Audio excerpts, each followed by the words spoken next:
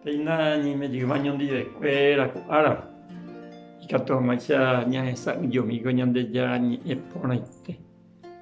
Ko árape che añamindúceve ndie ko Ñandejára Jesucristo ñe'ẽnguetéjevo.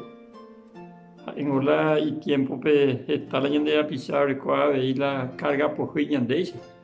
Ha upévanguare he'i a través del apóstol Mateo, capítulo 11. Mateo 11, 28 hasta el versículo 30 he'ipéicha. Peju opavave peẽ penerembiapopohýva ha che pomombytu'úta. Peguerahápe pende ati ári ko chejúva ha chehegui aprendéta che manso ha che humilde ha che corazón mbytetégui.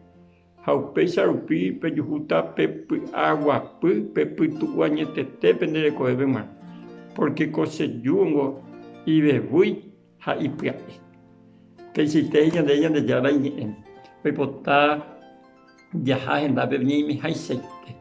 Hetave chéngo ñandéla ñandekárga ipohyietei ñandehegui. Ha Ñandejára he'i chéngo mbo'eguisépe. Ha'épengo compara prácticamente teĩ guéi rosínivaicha ha'e ha ñande la gueira'y. Ñandéko jaikuaa mba'ichávape gueira'ýngo ñamoĩla ijatu'ái la ju ha ha'e oguero disparase katuete la carreta.